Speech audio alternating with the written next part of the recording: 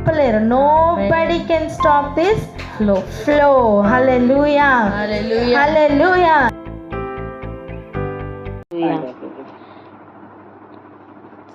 సంతోషము పరిపూర్ణమవ్వాలి.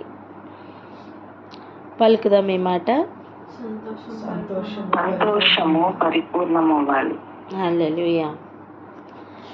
ఈరోజు ఒక ప్రశ్న అడగనివ్వండి. నీ సంతోషం ఎందులో పరిపూర్ణమవుతుంది? అసలు నీ సంతోషం ఎందులో ఉంది? వ్యక్తిగతంగా ప్రతి ఒక్కరూ వారి హృదయాన్ని అడుగుదాం. ఏమనంటే, నా ప్రాణమా, నా హృదయమా, నా ఆత్మ, నీకు ఎందులో సంతోషం ఉంది?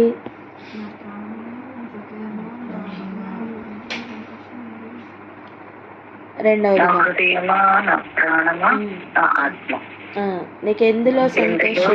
నీకు ఎందులో సంతోషం ఉంది? రెండవది, నీ సంతోషము ఎందులో పరిపూర్ణమవుతుంది? ఈ మాటలు మనం అడుగుతున్నప్పుడు దానికి జవాబు మనం ఈ ప్రార్థన చేసుకోవడానికి ముందు మనకు అర్థమవ్వాలి. నిజానికి క్రైస్తవుడిగా ఉన్న మనం నెక్స్ట్ అంటే నీ సంతోషం ఎందులో పరిపూర్ణమవుతుంది అనే విషయాన్ని చూద్దాం. చూడండి, మొట్టమొదటిగా యోహాను రాసిన మొదటి పత్రిక,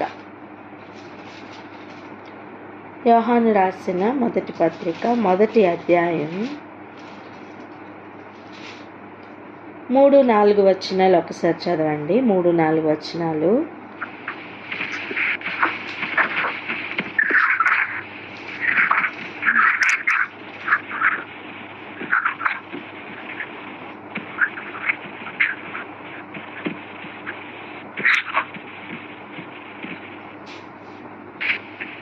యోహాను రాసిన మొదటి పత్రిక మొదటి అధ్యాయము 1-3 వచనాలు.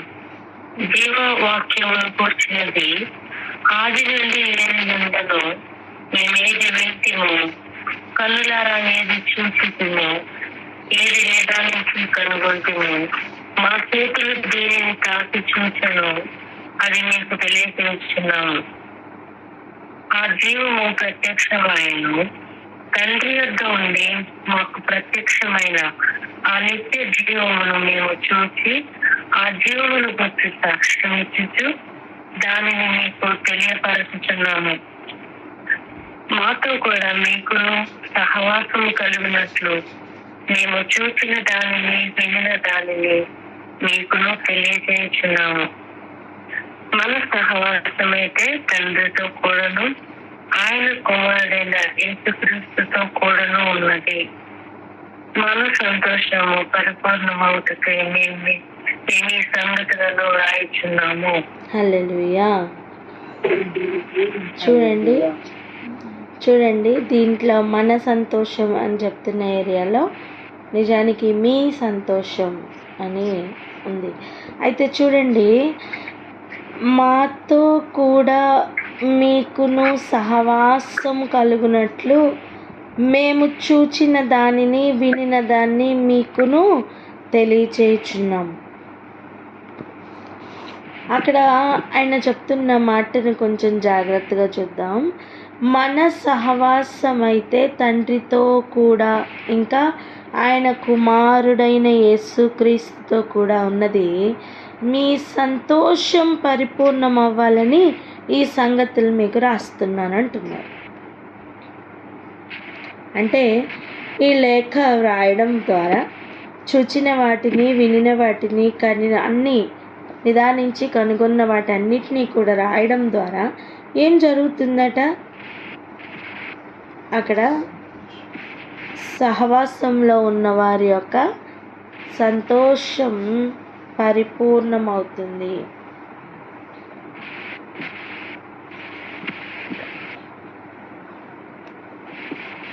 సహవాసంలో ఉన్న వారి యొక్క సంతోషం పరిపూర్ణమవుతుంది. మనం మొట్టమొదటిగా వేసుకున్న ప్రశ్న ఏంటి? మన సంతోషం ఎందులో పరిపూర్ణత పొందుతుంది అని. ఇప్పుడు ఆలోచించండి, ఒక అపోస్తలుడుగా, ఒక క్రీస్తుతో నడిచిన అనుభవం కలిగిన ఒక శిష్యుడిగా యోహాను గారు చెప్తున్న మాట, ఈ సంతోషం ఎందులో పరిపూర్ణమవుతుందో చూపిస్తున్నారు. మరి ఒక వ్యక్తిని కూడా చూద్దాం రండి. బాప్తిస్మ ఇచ్చిన యోహాను యొక్క మాటలు కూడా ఒకసారి చూద్దాం. యోహాను రాసిన సువార్త 3వ అధ్యాయం 29వ వచనం చదవండి. 3:29. యోహాను సువార్త 3వ అధ్యాయం 29వ వచనం. పెళ్లి కుమార్తె గలవాడు పెళ్లి కుమారుడు అయితే నిలువబడి పెళ్లి కుమారుని స్వరము వెల్లడి స్నేహితుడు ఆ పెళ్లి కుమారుని స్వరము మిక్కిలి సంతోషించును. ఈ నా సంతోషం పరిపూర్ణమైనది. హల్లెలూయా. బాప్తిస్మ ఇచ్చిన యోహాను చెప్తున్నమాట, పెళ్లి కుమార్తెను పెళ్లి కుమారుణ్ణి చూసినప్పుడు, పెళ్లి కుమారుని యొక్క స్వరం విన్నప్పుడు, అక్కడ జరుగుతున్న కార్యం అంతటినీ కూడా నిలవబడి చూస్తున్నప్పుడు, పెళ్లి కుమారుడిని యొక్క స్నేహితుడుగా ఉన్న అనుభవంలో నా సంతోషం పరిపూర్ణమవుతుంది అంటున్నాడు. ఇక్కడ ఒక జత పనివాని కంటే కూడా ఎక్కువ సంతోషం పొందుకుంటున్న అనుభవంలో, ఒక స్నేహితుడిగా ఉన్న అనుభవంలో పొందుకుంటున్న అనుభవంలో చెప్తున్న మాటలు మనకు అర్థమవుతున్నాయి. ఇప్పుడు చెప్పండి, బాప్తిస్మ ఇచ్చిన యోహానుకి సంతోషం పరిపూర్ణం దేనిలో అవుతుంది? పెళ్లి కుమారుడు తన పెళ్లి కుమార్తెను కలిగి ఉన్నప్పుడు అవుతుంది.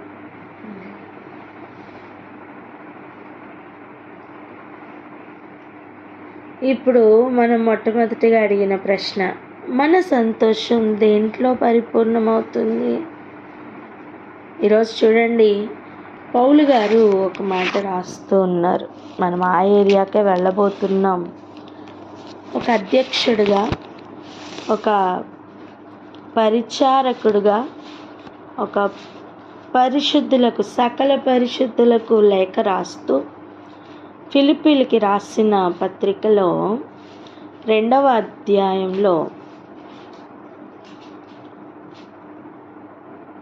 2వ వచనం చదవండి. 2వ వచనం,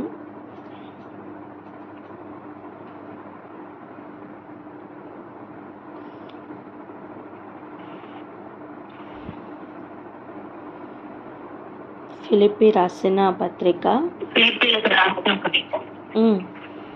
2వ అధ్యాయం, ఫిలిప్పీలకు రాసిన పత్రిక 2వ అధ్యాయము 2వ వచనం.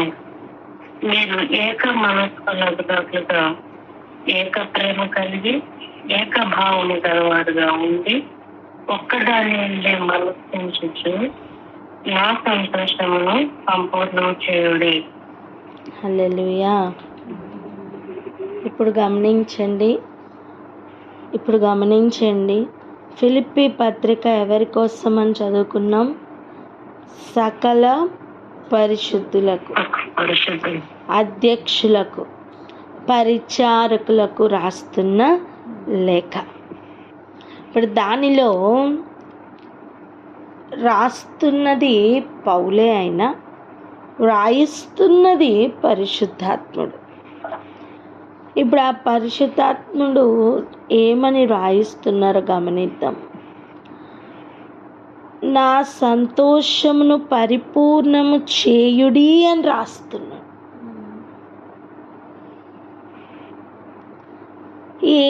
ఎలా ఆయన సంతోషమును మనం పరిపూర్ణం చేయగలం, సంపూర్ణం చేయగలం అంటే ఎందులో ఉంది అట? మీరు ఏక మనస్కులగునట్లుగా ఏక ప్రేమ కలిగి ఏకభావము కలవారుగా ఉండి ఒక్కదాని అందే మనస్సుంచాలట. అప్పుడు ఈ లేఖ రాస్తున్న పౌలుకు కానీ, దాన్ని రాయిస్తున్న పరిశుద్ధాత్మనికి కానీ, మనల్ని ఏర్పాట్లోనికి పిలుచుకున్న యేసయ్యకి కానీ, తండ్రికి కానీ సంతోషము పరిపూర్ణమవుతుంది. హల్లెలూయా. మనం దేవుణ్ణి సంతోషపెట్టువారిగా ఉండాలి. అందుకే కదండి మన ఈ ప్రయాస. మనం దేవుణ్ణి శాంతిపరచడానికైనా బయలుదేరాం. 4వ నెల, 5వ నెల, 7వ నెల, 10వ నెల. ఎందుకు? దేవుణ్ణి శాంతిపరచడానికి. మనం కోపం పుట్టించినప్పటి తరం వలె ఉండకూడదు అని కదా నేర్చుకుంటున్నాం. ఇంకా ఎన్ని దృష్టాంతాలు మనకి కావాలి? ఇప్పుడు మనం దేవుని యొక్క సంతోషం కానీ, మన అధ్యక్షుల యొక్క సంతోషంను కానీ నిజముగా పరిపూర్ణం చేయాలి అంటే పరిశుద్ధాత్ముడు ఈరోజు సూటిగా మనందరితోని మాట్లాడుతున్నమాట, మీరు ఒక్కదాని అందే మనస్సుంచాలి. హల్లెలూయా. ఒక్కదాని అందే మనస్సుంచాలి. ఎవరికి రాస్తున్నారు? సకల పరిశుద్ధులకు రాస్తున్నారు. ఒకరి మనస్సు ఒకదాని మీద, ఒకరి మనస్సు ఒకదాని మీద ఉన్నప్పుడు అక్కడ ఆయన మనస్సు సంతోషపడట్లేదు, కానీ ఆయన మనస్సు దుఃఖపడుతుంది. అంతే కదా. నేను ఎందులో సంతోషిస్తానో మీకు చెప్తాను అని చెప్పి ఇంత విపులంగా నా సంతోషం ఇందులో ఉంది, దానిని పరిపూర్ణం చేయండి అని రాస్తున్నారు అంటే ఆ కండిషన్స్ లేనప్పుడు, లేదా ఆయన చెప్పింది జరగనప్పుడు ఆయనకి సంతోషం ఉంటుందా? చెప్పండి. అందరు నోర్లిప్పి చెప్పాలా. ఉంటుందా? ఉండదు. ఉండదు. ఉండదు. ఇప్పుడు ఆలోచించండి, ఆయన్ని ఎంతగా దుఃఖపరుస్తున్నామో ఇప్పుడు ఆలోచన చేద్దాం. ఏక మనస్కులుగా ఉండకుండా, ఏక ప్రేమ లేకుండా, ఏకభావం లేకుండా, ఒక్కదాని మీద మనస్సు లేకుండా ఉండే ఆ పరిస్థితులను చూసినప్పుడు పరిశుద్ధాత్ముడు మనల్ని బట్టి దుఃఖపడతారు. నిజానికి దుఃఖపడుతున్నారు. ఎంతమందికి అర్థమవుతుంది? స్తోత్రం. ఇంకా ఇంకొక మాట కూడా చదువుదాం. మొదటి వచనం ఒక్కసారి చదవండి.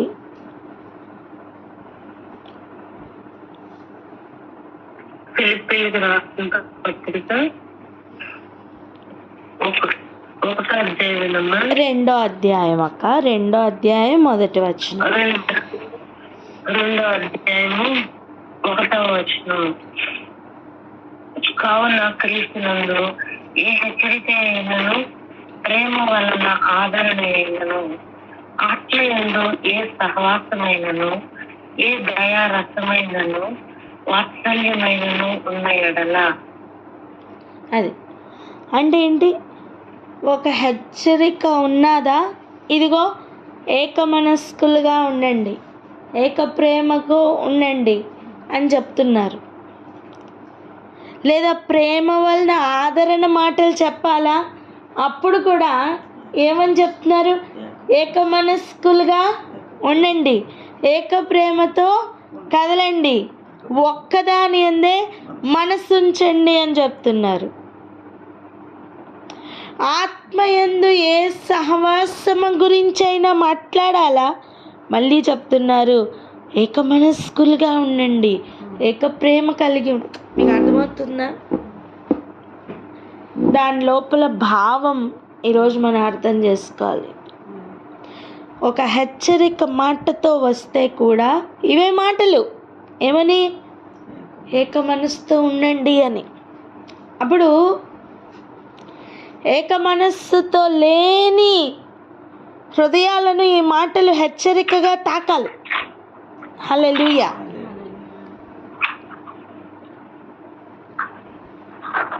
ఆదరణ మాటలు కూడా ఇవేనట. ఏవి? ఏక మనస్సుతో ఉండమన్న మాట ఆదరణకు కూడా సంబంధించిందట. ఇప్పటి వరకు ఏక మనస్సుతో కదులుతున్నావా? ఎదురు చూస్తున్నావా? అయితే ఇక్కడ నువ్వు కదులు నానా. హల్లెలూయా.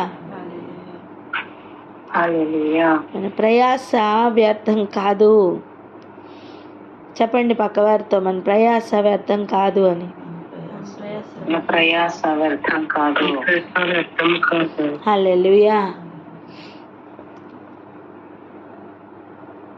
ఏదైనా సరే ఉందా? ఒక హెచ్చరిక కానీ, ఒక ఆదరణ మాట కానీ, ఇంకా ఏదైనా సరే నేను మీతో పంచుకోవాలని ఉందా? ఒక్కటే, మీరు ఏక మనస్సు గలవారై ఉండండి. ఈరోజు మనందరితో ప్రభు మాట్లాడుతున్న మాట అదేనండి, ఏక మనస్సు గలవారై ఉండమని.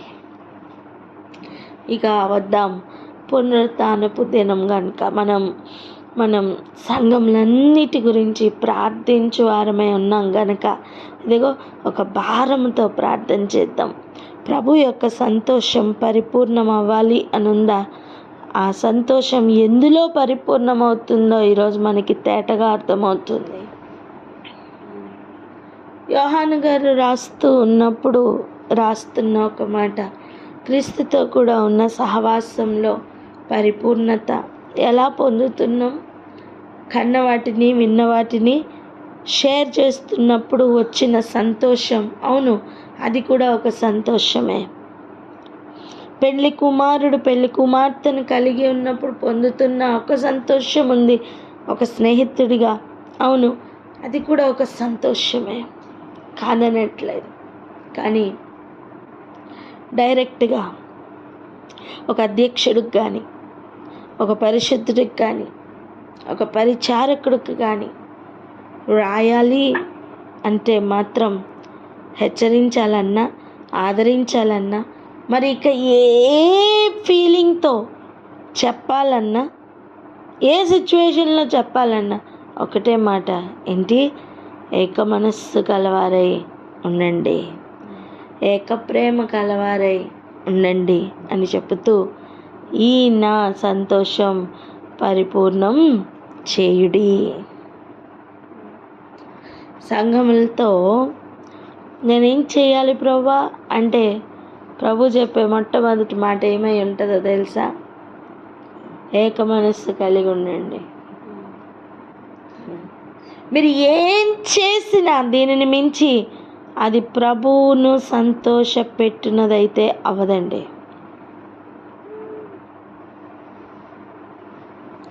ఒక్క భావం లేకుండా ఓ హృదయం నిండా వేరే భావం నింపుకొని బయటికి మాత్రం పరిశుద్ధుల లెక్క బిహేవ్ చేస్తే కూడా అది దేవునికి సంతోషం కలిగించే విషయం కాదు. అప్పుడు ఈరోజు నేరుగా తగులుతున్న హెచ్చరిక, ఏక మనస్సు కలవారై ఉండండి, ఏకభావం కలవారై ఉండండి.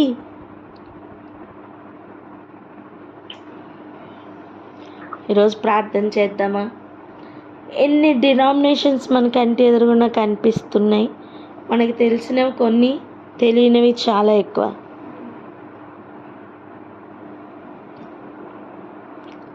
ఈరోజు డినామినేషన్స్ అన్నీ ఏది కరెక్ట్ అనే ప్రశ్న మనకు అక్కర్లేదు.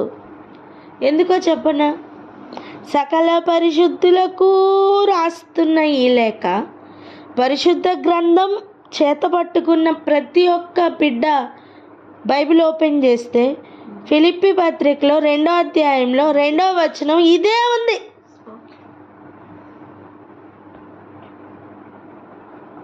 కొత్త బైబిల్ ఎవరికైనా ఉందా చెప్పండి? వేరు బైబిల్ ఇంకెవరికైనా ఉందా? ఏదైనా కానివ్వండి, ఫిలిప్పీ పత్రిక ఓపెన్ చేసి 2వ అధ్యాయం 2వ వచనం చదివితే ఇదే ఉండాలి. అది ఏ భాషలో వారికైనా, ఏ డినామినేషన్లో వారికైనా. ఎందుకండి, సకల పరిశుద్ధులకు అని అప్పుడు పౌలు గారు వాళ్ళని వెళ్ళి కలిసి చెప్పలేని స్థితిలో, ఇరుకులో, ఇబ్బందిలో ఈ లేఖ రాసి చేరతారో చేరరో కూడా గ్యారంటీ లేని కాలంలో ఎంత ప్రయాసతో ఈ పత్రిక అక్కడికి పంపిస్తే, నేను అంటాను, ఎన్ని ఊర్లు దాటి వెళ్ళి వాళ్ళు ఇచ్చారో నాకు తెలియదు, కానీ ఇన్ని తరాలు దాటి మన చేతిలోనికి ఆ వచనాలు వచ్చాయి. ఆమేన్.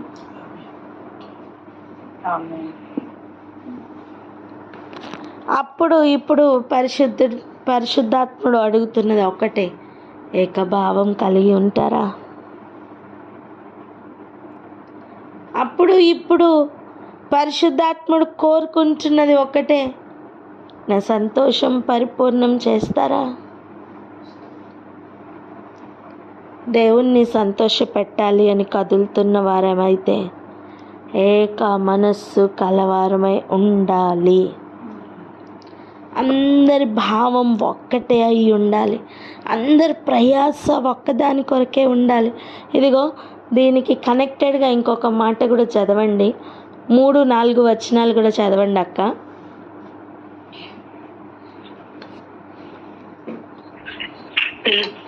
రాసిన పత్రిక 2వ అధ్యాయము 3-4 వచనాలు. కక్ష చేతనైనను వృధాతిక చేతనైనను ఏమీ చేయక వినయమైన మనసు గలవారై ఒకరినొకడు తనకంటే యోగ్యుడని ఎంచుచు, మీలో ప్రతి వాడును తన సొంత కార్యములను మాత్రమే కాక ఇతరుల కార్యములను కూడా చూడవలెను. స్తోత్రం. గమనిస్తున్నారా? కక్ష చేత కానీ వృధాతిశయం చేత కానీ ఏమీ చెయ్యొద్దట. కక్ష గట్టి లేకపోతే కోపంతో ఏక మనసు కలవారై ఉండమన్నారు కదా, ఇదిగో అని చెప్పేసి అలా కక్షతో చేస్తున్న ఒక క్రియగా అది ఉండడానికి వీల్లేదు. హల్లెలూయా. ఎలా ఉండాలట మరి? ఒకరినొకరు ఒకరికంటే ఇంకొకడు యోగ్యుడు అని ఎంచాలట. వినయ మనస్సుతో ఉండాలట.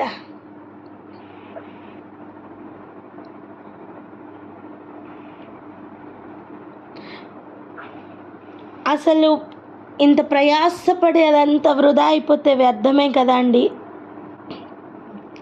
దేవుని దృష్టిలో అదంతా వ్యర్థమైతే వేస్టే కదా. చూడండి, మనం థీసిస్ కానీ ఇలాంటివి ఏమైనా సబ్మిట్ చేసేటప్పుడు ఎంత ప్రయాసపడతాం. ఆ ఫైల్ మొత్తం రెడీ చేయడానికి కానీ,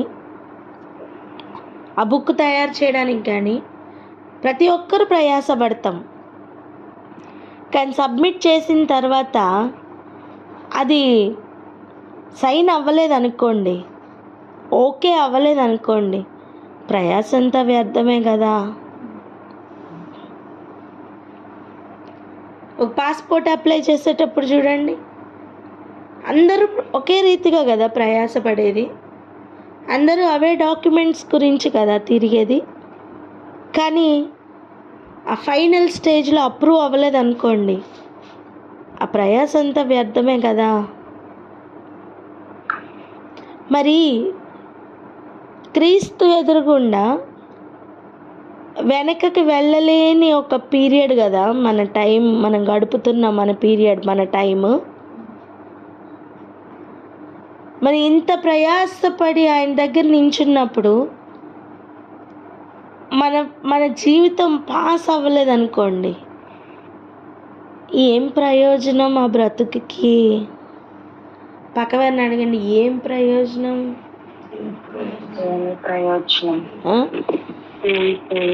నేను అంటాను, మనం పక్కవారి కొరకో ఎదుటివారి కొరకో మనం బ్రతకాల్సిన అవసరం లేదండి. మనల్ని తన రక్తం ఇచ్చి కొనిన ప్రభువు కొరకు బ్రతుకుదామా?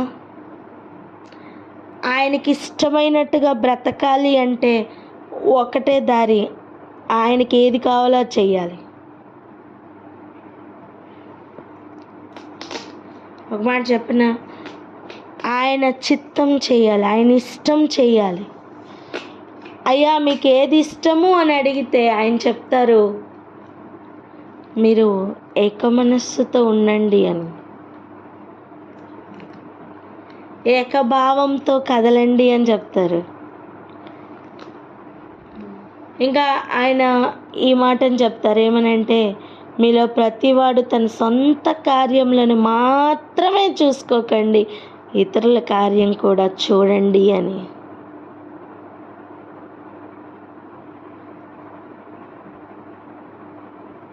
ఆలోచిద్దామా ఒకసారి? పరిశుద్ధులుగా మారుతున్నాం అనుకుంటున్న మనం మరి దేవుని సంతోషమును పరిపూర్ణం చేస్తున్నామా? ఇప్పుడు చెప్పండి, మన సంతోషం దేనిలో ఉంది? మన సంతోషం దేనిలో పరిపూర్ణమవుతుంది? ఈ మాటను కనుక పరిశుద్ధాత్మని అడిగితే ఆయన చెప్పే మాటలు ఇవే కదా. ఇప్పుడు ఆలోచిద్దామా? ఇప్పుడు ప్రార్థన చేద్దామా? సకల పరిశుద్ధులకు రాసిన ఈ లేఖ సకల పరిశుద్ధులలో కార్యరూపంలోనికి రావాలని, క్రియారూపంలో రావాలని ప్రార్థన చేద్దామా? కక్షలతోనూ భయంకరమైన గొడవలతోనూ నిండుకుపోయిన సహవాసంలు ప్రేమతో నిండుకుపోవాలని ప్రార్థన చేద్దామా? ఒకరికంటే ఒకళ్ళు నీచంగా కనపడుతున్న ఈ సంఘములలో ఒకరికంటే ఒకళ్ళు యోగ్యులుగా కనపడినట్లుగా ఒక్కొక్కరి దృష్టి మారిపోవాలని ప్రార్థన చేద్దామా? ఈరోజు మనం చేస్తున్న ప్రార్థన మన దగ్గర నుండే ప్రారంభం అవ్వాలి. ఆ మార్పు మన దగ్గర నుండే ప్రారంభం అవ్వాలి. అప్పుడు దేవుణ్ణి సంతోషపెట్టుట అనేది మన దగ్గర నుండే ప్రారంభం అవుతుంది. ఎందుకో తెలుసా? తీర్పు కూడా మన యొద్ద నుండేనండి ప్రారంభం. దేవుని ఇంటి నుండే తీర్పు మొదలవుతుంది. అందుకే ప్రార్థన చేసుకుందాం.